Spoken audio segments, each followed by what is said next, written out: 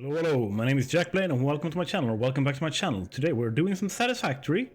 We are looking at tips and tricks, and we're putting together, like I've gone through and looked at all the other tips and things and notes that I've taken, videos that I've made, like all of it, and I've compiled the 69 nicest tips I could find for you guys. Let's get into this immediately, because we have a lot to go through. And it's gonna be a long video if I keep dragging it out. So let's go. Tip number 1. When you open an inventory of any kind and you have this tab, the relevant items or equipment shortcuts, they correspond to your number keys. So you can press 1. You see my mouse is over here, I'm not clicking anything. I'm pressing 1, I'm getting my backpack. And if I press, that would be number 6, I'm getting my Blade Runners right there. I'm pressing 3 so I can get my hazmat suit. 3 again, I get my gas mask, and 3 I get my coffee cup. Very nice. And this happens in inventories here as well, where I can press on 1 to fill that up, or 2 to press to fill up summer sloops. This is very nice when you're dealing with a lot of stuff or you need to switch inventory or equipment quick. If that first tip was new to you, you need to subscribe.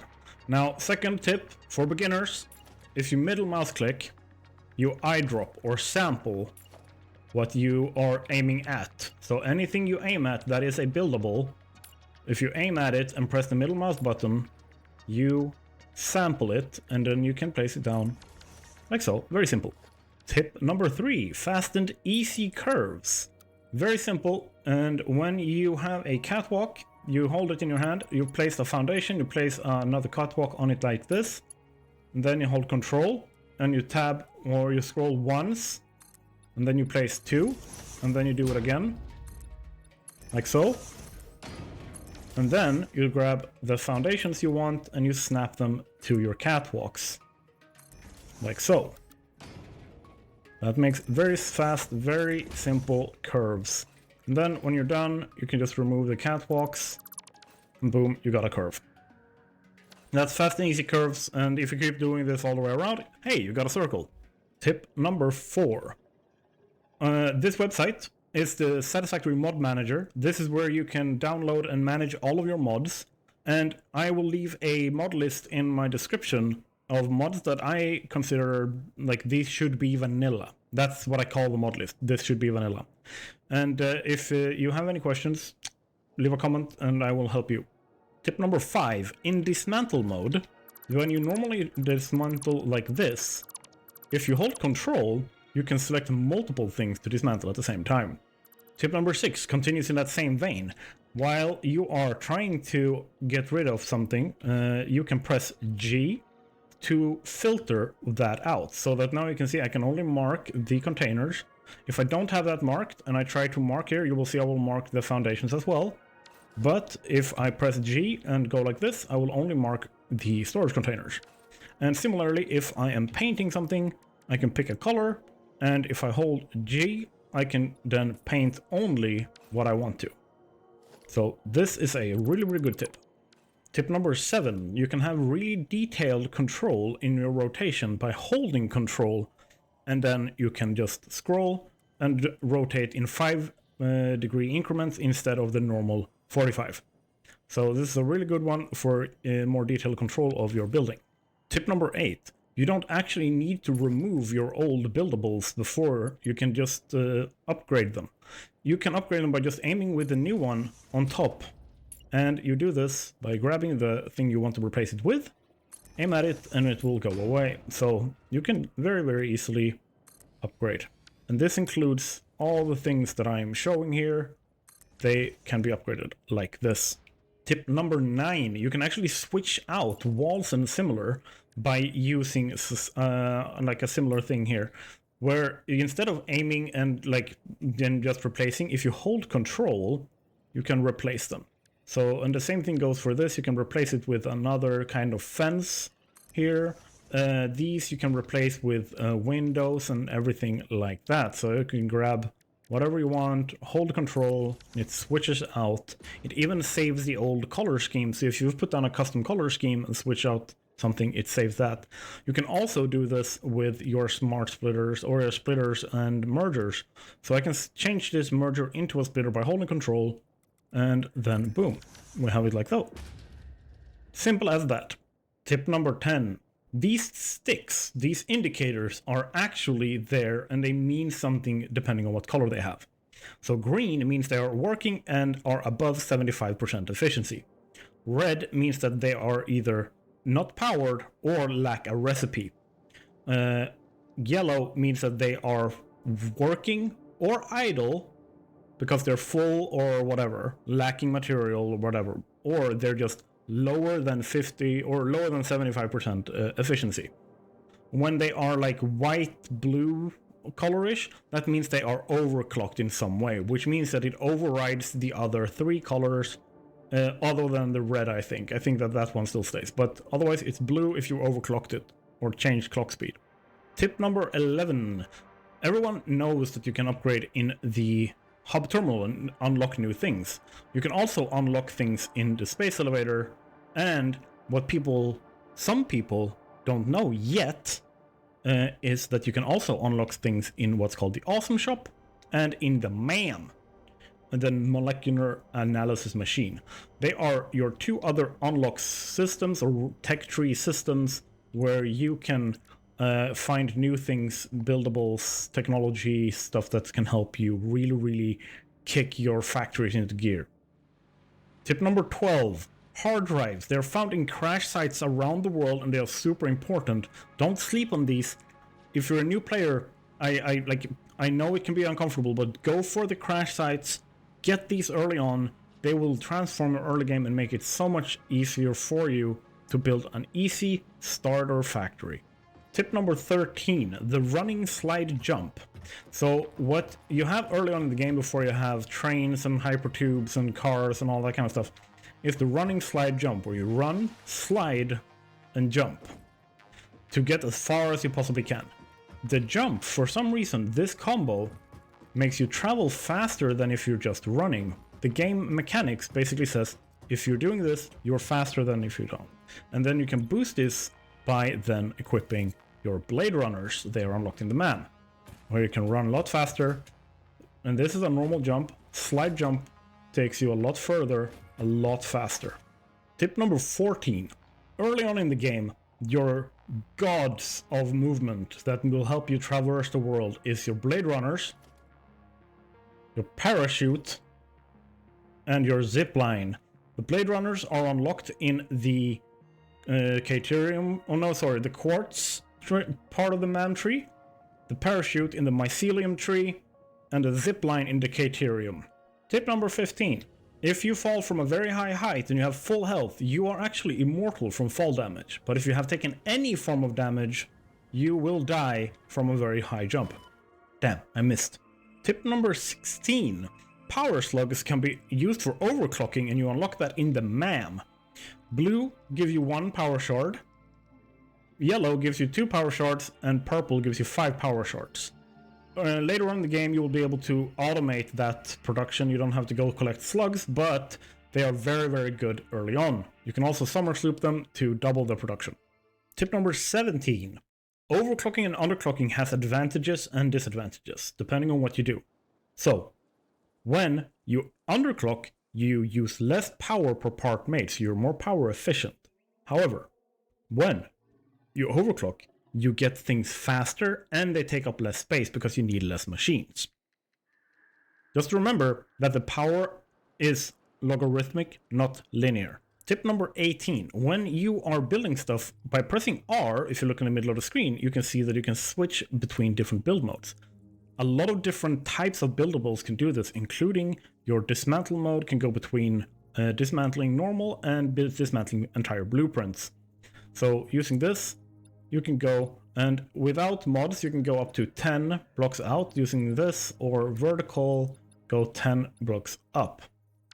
With some of the mods that I'm using, that's infinite. But yes. Tip number 19. Sometimes your pipes can be a little bit finicky when you are placing them. They can do something like this. But by changing build modes, you can find a mode that works best for you. The one that is most versatile in terms of tight spaces like this is the noodle mode. That can give you a nice, clean curve. Tip number 20. There are 6 types of belts and conveyor lifts in the game. These are then their speeds and what material you need to produce to be able to build them. So we have from 60 a minute in the Mark 1 up to the maximum of 1200 items per minute building the Mark 6 belt and conveyor lift. Tip number 21. There's currently 2 ways of creating perfect 90-degree curves with belts in and pipes in Satisfactory. One is with the build mode straight, which automatically gets you perfectly straight lines. The other one is when you're using the default mode. Let's go like this, and we go to the default build mode. You go out from the latest point 2 points like this. There's 1, 2, and then over 1, 2 to this, which creates a perfect 90-degree bend, and then you can continue from there. Tip number 22. All conventional snapping points and height steps are 1 meter apart. So if I grab this, you can see that this is hopping 1, 2, 3, 4, 5, 6, 7, 8. Giving us 8 meters across, which is correct. This is then automatically 2 meters. This has a minimum height of 4 meters, meaning that you need 2 of these to match the top one. So there's a lot of stuff you can do with this, and you can manipulate this a lot, but generally it's a lot easier to count if you just count them as 1 meter apart every time it changes its snapping point or height elevation or whatever it is. Tip number 23. The maximum height that you can build a conveyor lift to is 12 foundations that are 4 meters high. So this is the maximum height that you can build a conveyor lift. However, that sign is lying. The real height is infinite if you snap it to a conveyor hole. Tip number 24. There's 3 different splitters in the game with considerable more granular control the further into it you get. A normal splitter you can't even interact with. A smart splitter you can designate outputs like this, with specific items and specific rules. And with the programmable splitter, you can stack those rules however you want. Tip number 25. Since people seem confused about the Any Undefined and Any at all, or any rule in the smart splitters, I have here very clearly marked it up. So this will still split the items if the rule says stuff can go forwards. But this will only send forwards anything that is undefined. This is defined, so it can only go left. Tip number 26. Liquid's headlift is saved until it hits a machine or a pump. Then it resets. So, pre-machine max headlift would be up here because that's where the liquid is. But when it hits the machine, it goes to 10 meters from the center of this. So the new max headlift would be here. The post-machine max headlift. And pump headlift is not stackable. This is a 20 meter pump jump. Even if you stack them like this, this is not 20 plus 20 meter headlift. You don't have 40 meters headlift. It still goes to there, and then you need a new pump. Because you don't add pressure, you add stamina, which they don't have a lot of. Tip number 27. When you make diagonals, you can use road barriers to very simply measure that out. So, by placing 2 of these in, and so we have the corners measured out, you can grab a road barrier and put it on the edge here, on the middle. And I can place another one next to that, another one on the other side. We are going 2 out. And then I make the meet in the middle. This is super important. I snapped it to the middle of the second one. And then I zoop 1, not both steps, and then I start from the other side. And I place that in. If you don't like the Z fighting, just paint it into asphalt and that disappears. Ta-da! Perfect! 45-degree curve. Be happy with it. Tip number 28. You have 10 times the toolbar space you think you do. By using Alt-Scroll, you can go through and have 10 toolbars. This is normally how I set them up if you want some inspiration. And you can look in my toolbar right now what it looks like. This is how I've set it up. I've made it very simple like this because I can switch back and forth between 1 and 10 as well. That's why detailing is on 10. Tip number 29. Take the time to sort your cooked spaghetti and turn it into straight spaghetti. And the reason for this is it takes a lot more space to have visual clarity with this than it does with this. Tip number 30. Always have some plan or some endpoint in mind. So when you start out building, even if it's just a to-do list. Overwhelm and executive paralysis will set in if you try to just keep it in your head. Make Satisfactory a chill game. It is to take things out of your head and onto a notepad, because like gameplay is healthy, Satisfactory can be therapeutical, but if you just keep things in and you stay in your head, you're just going to make things worse for you. Tip number 31, Satisfactory Calculator's interactive map is your best friend. This is where you can go to scout out where to build your factories in the first place, and it is super, super important. Like, you can spend those hours if you want to, but I would honestly think that you have a better time checking this out so you don't build for 30 hours and then realize you don't have the resources to actually finish what you started. Tip number 32. Satisfactory Modeler is probably the best Satisfactory factory planner or planning tool that you can use right now.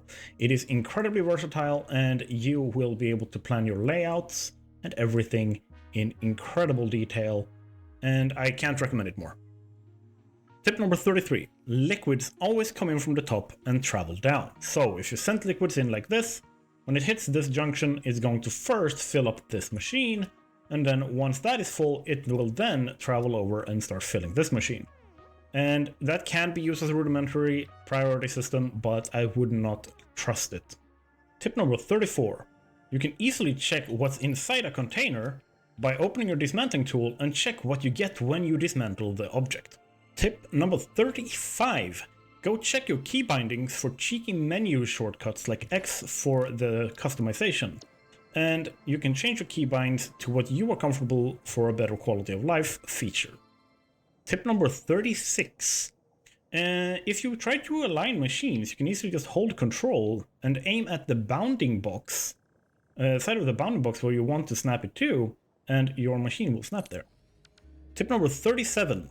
When you hold E, you can always access the subcategory that you are in. You can see here, these are subcategories, that's a subcategory, that's a subcategory. By holding this, you can always access that specific subcategory of anything you are in. Tip number 38. Press P to enable photo mode, and then press the middle mouse button to remove your UI. And then, if you want to, you can get a little bit of cheeky zoom by scrolling with your mouse wheel. No problem.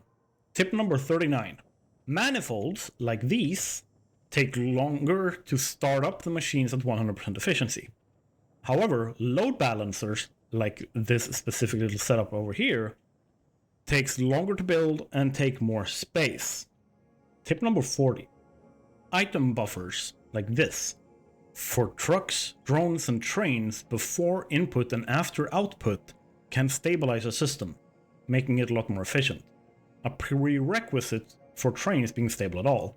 You empty them quickly, and then you just use one belt, so don't think that you have like twice the output over here. Like, it's just one output, it's 1200 a minute. It's all about getting this saturated so that when this stops, when it's unloading, you can still take from there and put that onto your belt. Tip number 41. Push and pull trains are possible, where you have one single train going back and forth on a single line. You do this by just rotating your train cars or locomotives so that you have one locomotive going each direction. This way, you can have a single line. Just remember, trains can crash. Tip number 42. You can make perfect 90-degree curves like this with a railway by counting 5 foundations. 2, the corner piece, and then another 2. Using the number 5 as a general direction for how many foundations you need to account for when creating a curve in railways is the perfect number. Tip number 43. When you are building complex junctions and you need path signals and block signals, path signals are always going into the junction and block signals are always going out of the junction. So if for right-hand traffic, this goes into the junction, like this, and then over here you have a block signal because that's out. Tip number 44. You can use nudge mode to force some buildable placement, especially in railways. So here's an example. You can only have 3 connections for one switch, but by pressing H, going into nudge mode, I can suddenly place this and have my little 4-way junction here. Ta-da! No problem. Tip number 45. As fast as possible in your saves, use priority power switches. They enable semi-automated power management and remote power management. And I've lifted these off. You can see there's no cables connected here. You can see we have 2 switches. We have like and subscribe. And what we can do here, very simple, is this one is grayed out because that's the other one. I can still put these on. I can turn that on and off. I can put this here and I can turn that on and off. It can be here and I can turn it off and off too. It doesn't matter. What's important is they can be as far away from as possible from each other. Different corners of the world, and I can still access all my priority power switches. Tip number 46. Use a logistics hierarchy when you're building a factory. My is resource highways, being the fastest, the biggest ones. They go across the world. It's trains, it's the big ones. Main lines are the big things that are moving things inside the factories or just around the factories. Collector lines, they kind of make all of the stuff translate and like communicate. And then you have the local lines, which is the things that are closest to the machines. It's the stuff just around the machines. But go check out my full logistics guide playlist where I go very much into depth with this, with like 4 videos totaling like almost 5 hours to explain exactly how to plan your logistics. Tip number 47. The blueprint designer is something that I know that a lot of people skip it, but you shouldn't. It is the most powerful tool in the game if you practice with it. You can set like 30 minutes, and it's not up to 30 minutes, like use absolutely 30 minutes to just try something out, because if you can take something from taking 50 clicks to taking 1 click to place, that saves you hours in the long run. Tip number 48. And yes, you're seeing that right. You can copy paste blueprints. By going into dismantle mode, build mode blueprint, and middle mouse clicking, you can sample this just as everything else. Tip number 49. Packaging liquid removes the need to think about fluid dynamics for transport, plus the highest throughput speed on a belt is about 2 times as fast as a pipe, 1200 per minute versus 600 per minute. So, no pumps and twice as fast. Go for it. Tip number 50. You can change the entire world's color scheme, all your factories, all everything, by changing the default colors in the customizer. If I were to change this to a lovely bright pink, let's go with that. Love that mix. Boom. Now everything is switched, but you can also see that this isn't, and that is because they have their own separate pipeline swatch, will have their own, boom, color. Tip number 51. You can change your UI hologram colors for placing stuff down by going into the options, user interface, and then in here, you can edit this and make it whatever you want, which is very, very nice. So if I change that, what now happens is if I try to place something down, it will have that color. This is so that you can customize your own accessibility. You don't have to be colorblind to be affected by certain colors and certain sounds and certain whatever. So don't be afraid to mess around with the settings to find what fits you perfectly. Tip number 52. If you're out in the wild world and you see this and you place a miner on it, it's not going to be centered on the world grid, but you can center your grids on the miner. And you can do this very simple by using a road barrier where you, let's see if I can just get that there to a default, and I put it there in the middle. You can see it's centered. And then I place catwalks on either side on the bottom like this. And then I can grab a foundation and snap to the middle, like so. And then I can remove these. Boom. And I have a centered foundation on the miner. Tip number 53. Logistics floors, like the one underneath here, and the logistics walls are really important for being able to keep a factory looking clean.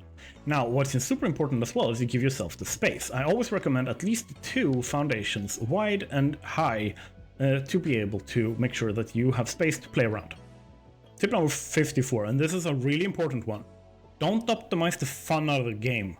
Don't go for the best, the perfect, the most efficient thing. Let yourself experiment and be bad at it for a little bit, so you don't get stuck repeating the same solutions over and over again.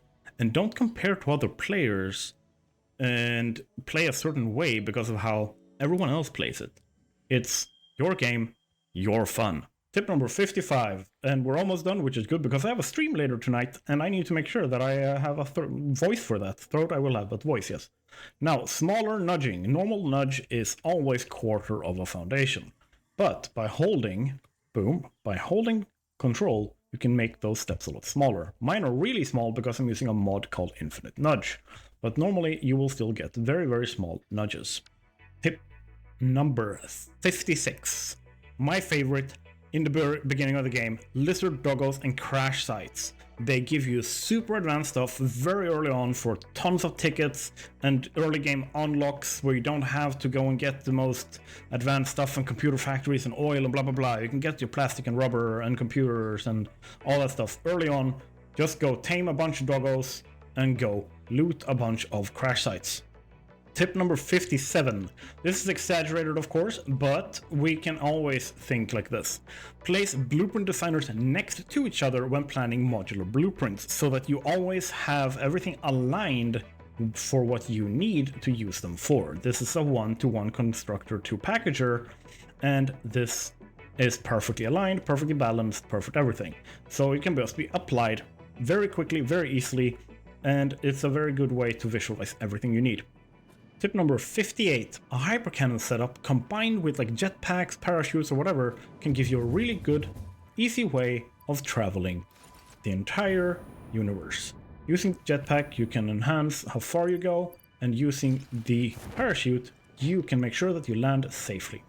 Tip number 59, when you use snapping you can actually make shorter lifts than you normally would be able to. They are normally always at least 4 meters tall. But you can make it 2 meters tall, for example, by using the snapping. And you can use the snapping over here and to the belt by turning it around so that they are forced to communicate.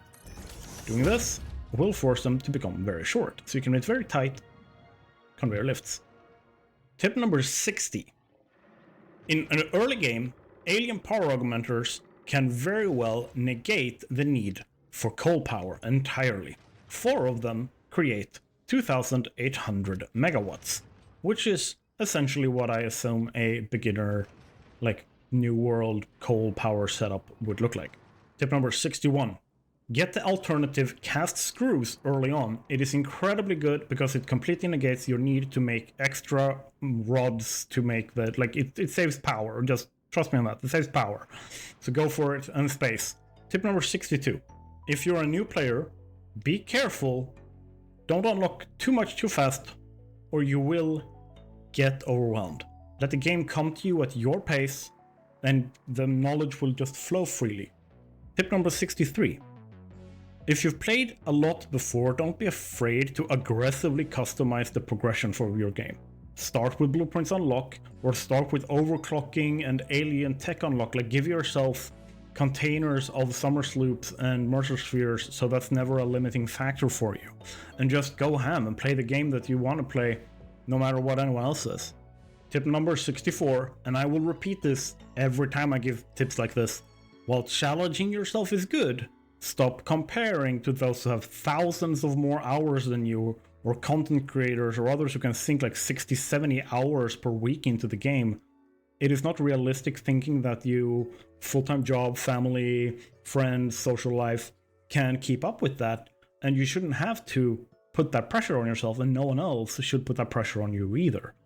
Just be inspired, but don't compare. Comparison is really the thief of joy, and it's going to make you feel really bad about yourself. That's a negative ego trip, and ego is the thief of knowledge. Tip number 65.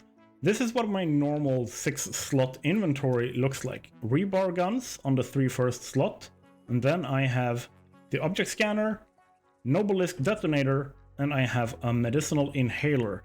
This means that I don't have to reload constantly when I'm fighting something fast or if there's more than one enemy.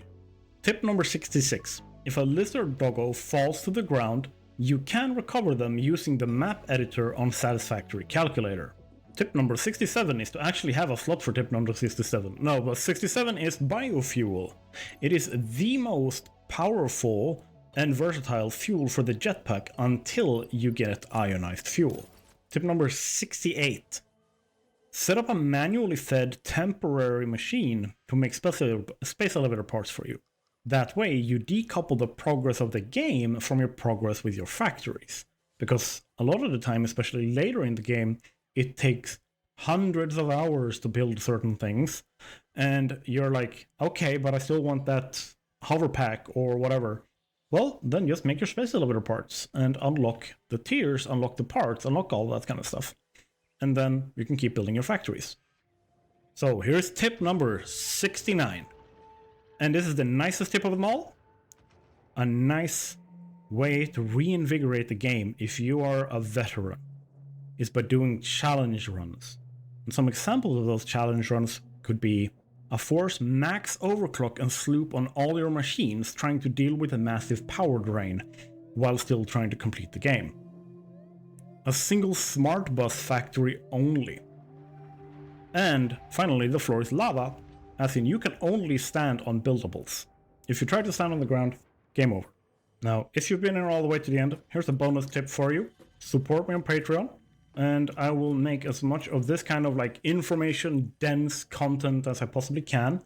And I'm trying to record a challenge run. I will be streaming tonight, so you should come and join that. There's a bunch of stuff going on in the Discord.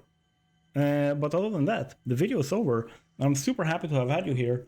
Tell me down in the comments if I've missed something or if there's something that's changed that I've missed in terms of the game mechanics. Other than that, I love you guys. Thank you so much for being here. I hope this inspired you. And I will see you guys in the next one. Have a great one, everyone. Bye!